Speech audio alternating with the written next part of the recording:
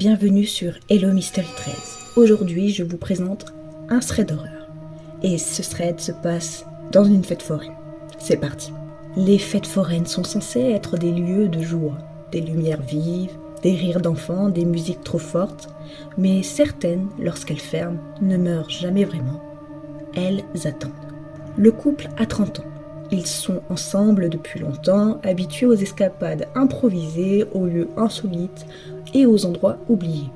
Ce soir-là, ils cherchent simplement une sortie différente, quelque chose d'original, presque nostalgique, qui change de la routine. À la périphérie de la ville, une fête foraine s'est installée pour quelques semaines. Les affiches sont vieilles, délavées, certaines datent de plusieurs années. Pourtant, le site est éclairé, trop éclairé. En arrivant sur le parking, quelque chose dérange immédiatement.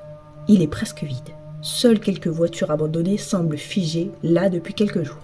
Les lampadaires clignotent, projetant des ombres instables sur l'asphalte fissuré. Derrière les grilles, les manèges tournent déjà, sans musique. À l'intérieur, l'atmosphère est étrange. Les lumières sont agressives, presque blafardes. Les couleurs sont trop saturées. Le silence est rompu seulement par le grincement mécanique des attractions. Les stands sont ouverts, mais personne ne semble réellement les tenir. Des peluches pendent, couvertes de poussière. Les miroirs déformants renvoient des reflets qui ne correspondent jamais tout à fait au mouvement. Le couple ressent rapidement un malaise diffus, un sentiment d'être observé. Les rares silhouettes présentes sont immobiles, trop calmes. Des familles figées, des enfants qui ne rient pas, des visages pâles au regard vide. Le temps semble ralenti.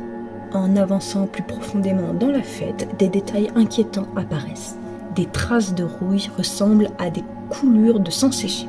Des affiches anciennes annonçant des dates qui ne correspondent pas à l'année en cours.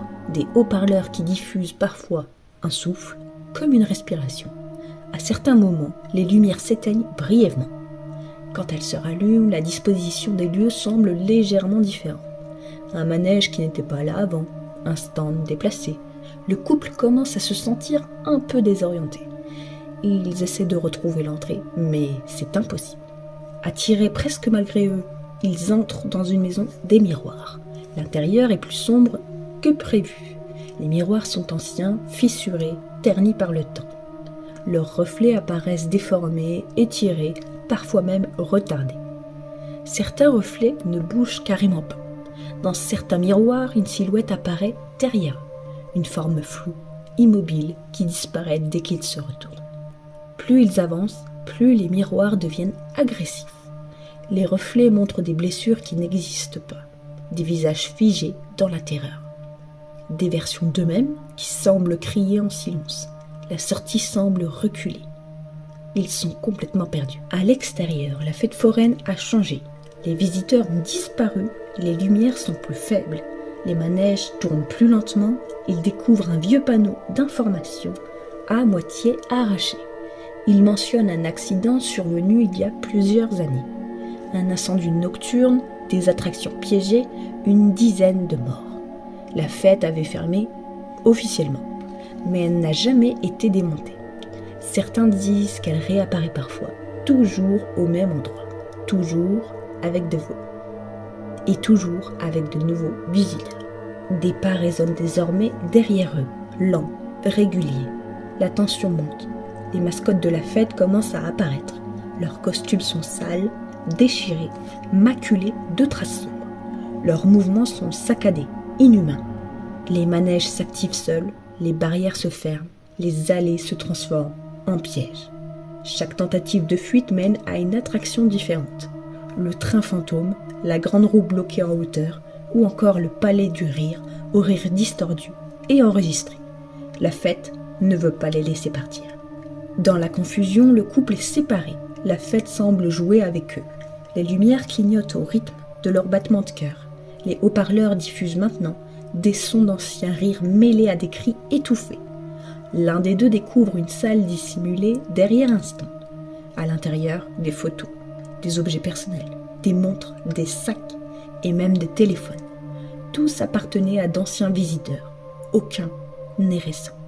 La grande roue s'illumine soudainement. Une seule nacelle est ouverte. À l'intérieur, des silhouettes sont assises, immobiles, les yeux grands ouverts. leur visage figé dans une expression de terreur éternelle. La roue démarre. La fête révèle alors sa véritable nature. Elle se nourrit des émotions, de la peur, des souvenirs. Chaque visiteur devient une attraction, une partie du décor. Au matin, le terrain est vide.